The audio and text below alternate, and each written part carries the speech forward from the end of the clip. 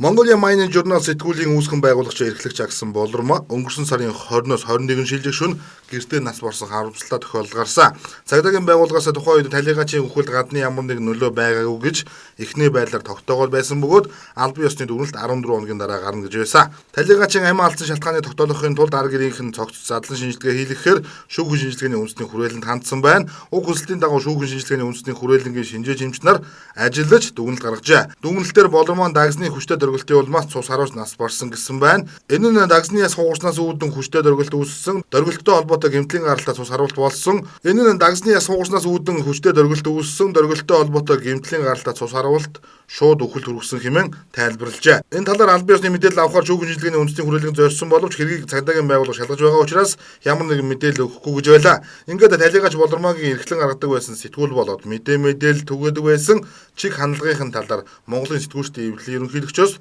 тодруулга авлаа.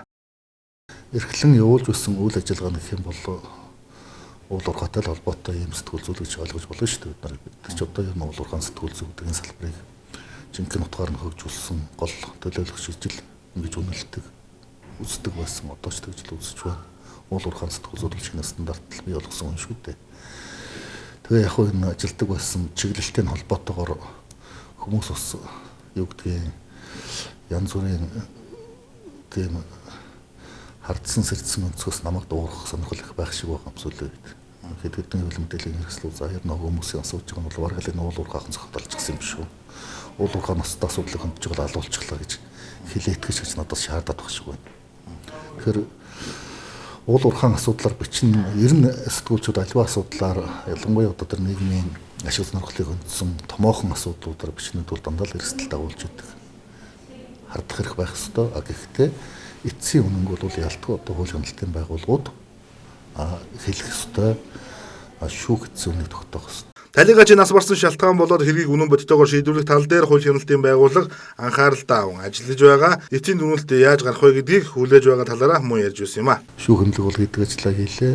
Энэ одоо асуудал бол гадны нөлөөтэй байж байна гэдгийг бол ерөнхийдөө шүүх хэмжээний дүгнэлт нотолсон байна шүү дээ. Тэгэхээр одоо энийг хэн ийм байдалд хүргүүхээр хэн ийм юм болвоо гэдгийг бол шийдэх тогтоох байгууллага нь бол мэдээ цагдаа.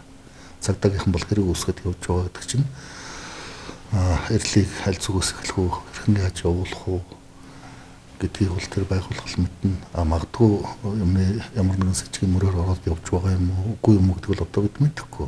Тэрийг бас юу яах бид нар одоо цаг нь болоог байхад асуух, шалгаах эсвэл одоо ямар нэгэн дүгнэлт хийж та нар сайн муу ажиллаж байгаа гэж хэлэх хэрэг бол байхгүй. Тийм учраас цагдаад найдын цагдаа одоо гэдэг аль болох хурдан шуурхай ажиллаж энэ асуудлыг бас шийдэж үнэн мөнийг олоосгол гэж хүсэж байна. Хэрвээ сэтгүүлчийн бид талдсан байх юм бол амнаас нь талдсан бол энэ асуудлыг бол зүгээр нэг ахуйн хэрэг шинээр бол ноцтой анхаарал тавьж хандах ёстой. Тийм ээ. Шудраг үнний дуу хоолой байсан талигач Болормоогийн нас барсан шалтгаан одоогоор тодорхой бус байна. Ямар ч байсан гадны нөлөөтэйгээр амиа алдсан талаар шинжээчийн дүгнэлт гарсан байгаа нь уул уурхайтай холбоотой томоохон компаниудын шудраг бус үйлчлэлийг шүүмжилдэг байсантай холбож сэтгүүлчийн эрхийг хүрээнд хардаж болохоор байна. Ямар ч байсан талигачийн нас барсан шалтгааныг хууль хяналтын байгууллага үнэн зөвөөр шалгаж тогтоох асуудалд ард иргэд лоо салбарын нөхөд хүлээлттэй байгаа шүү гэдгийг энэ дашрамд болгоё.